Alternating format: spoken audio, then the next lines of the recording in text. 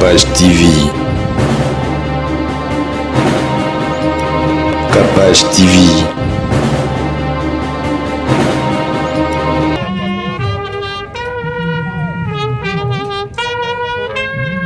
Valy à Messi.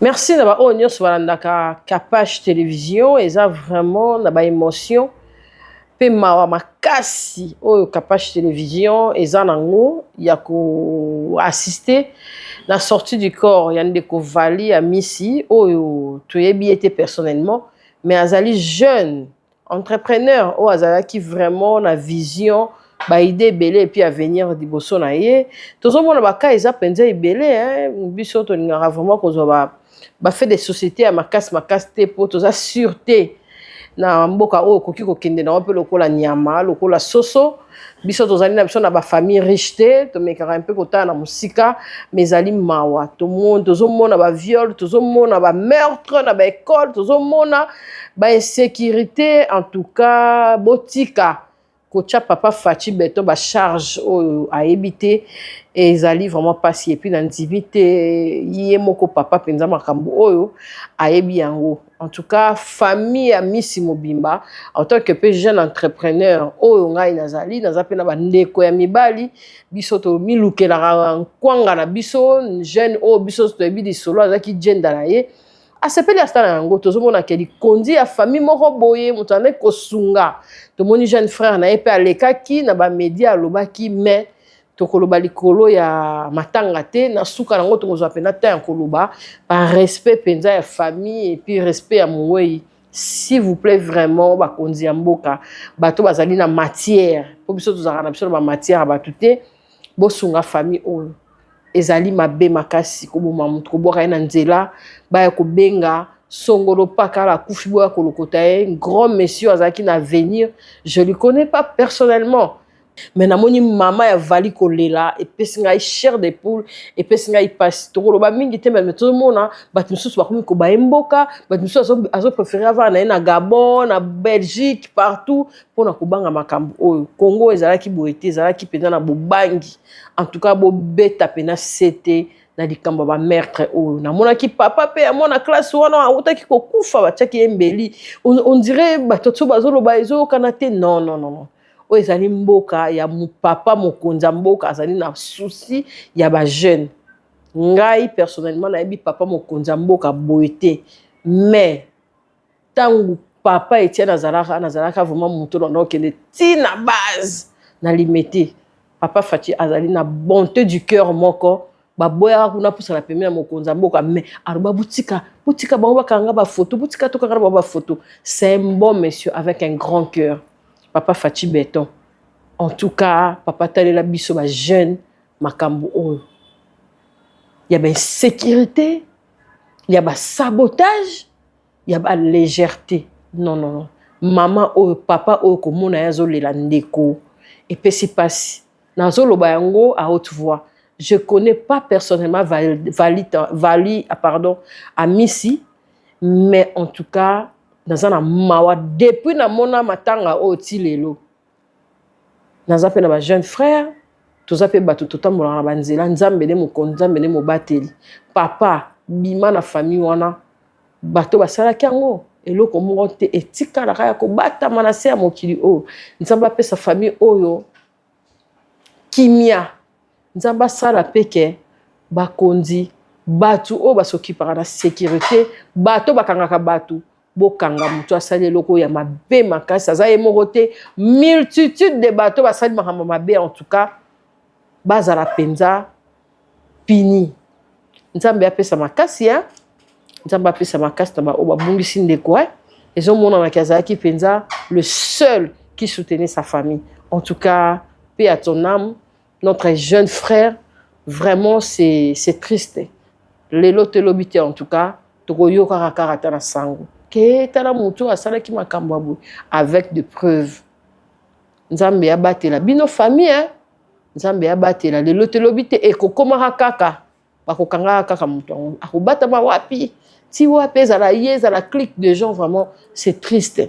Total anonata parler total anonata stade siko abokati molimo ya mutu bongo siko abokati molimo ya mutu bongo stade de martyr tika ka bongo nenga na monaki martyr wana mais rôle musu misale comment qui évoluer na kota ki na martyr mais il y a pas beaucoup à dire mais en tout cas na kota ka makambo ya batuti mais na ki passe ya papa na mama ya ndeko mobali oyo en tout cas totika ko memisa mokonzi ya mboka makambo kili connaît pas ça il n'est pas dans ça eza penza pasi pe mawa total a quand même sorti du corps ya ndeko na biso Valy ya misi et puis eza na Noko maintenant na na quand même liloba en tant que jeune sœur en tant que jeune frère na biso oyo awuta azaki koya asungi batebe tozomona ba jeune fille bazali na misala ekatani eza lokanga KAPASH combien de ba famille oyo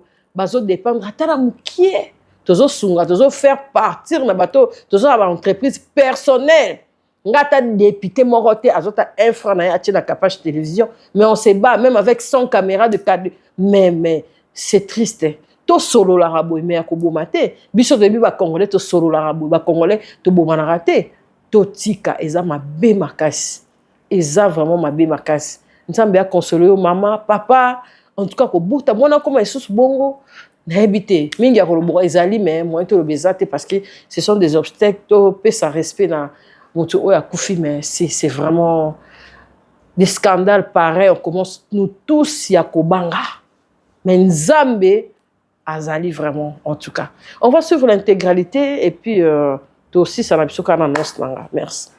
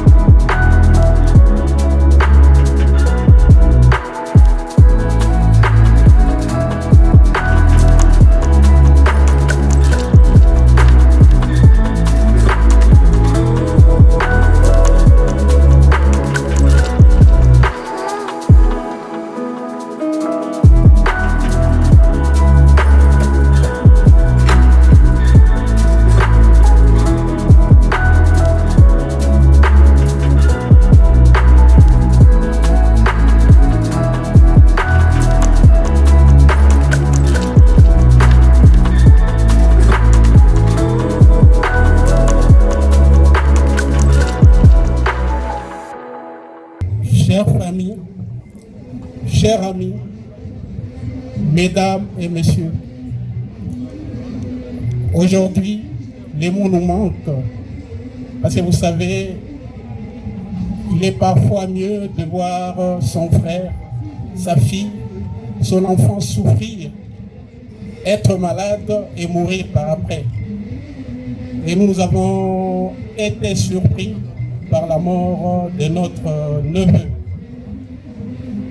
Et c'est pour dire que grande est notre émotion, grande est notre tristesse.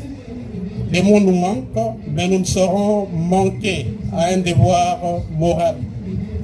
Notre devoir moral, c'est celui de vous remercier.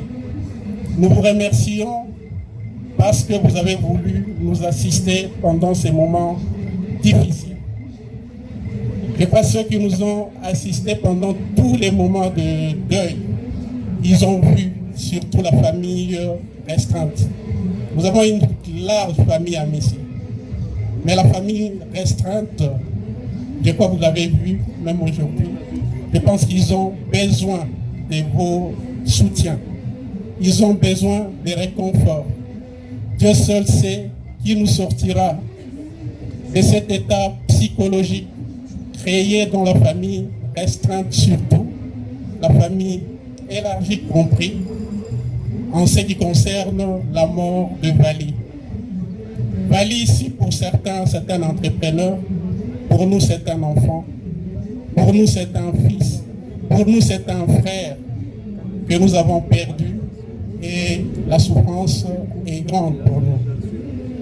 Et sans plus tarder, nous allons tout simplement dire, maintenant nous allons lever les corps pour aller au cimetière. Ceux qui auront les moyens de transport pourront aller avec nous au cimetière. Nous notons qu'il y a quelques bus pour transporter quelques personnes.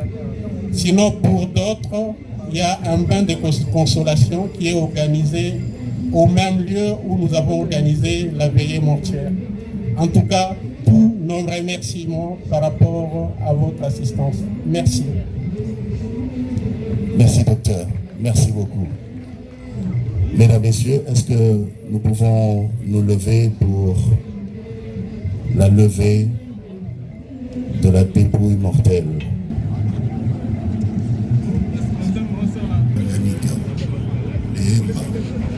Merci beaucoup.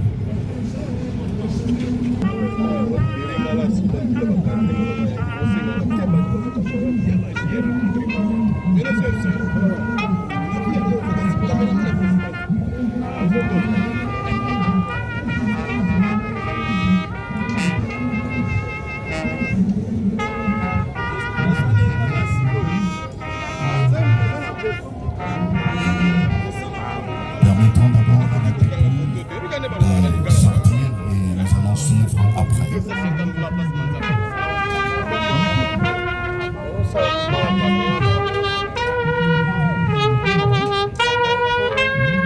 Valy à Messi. S'en est allé.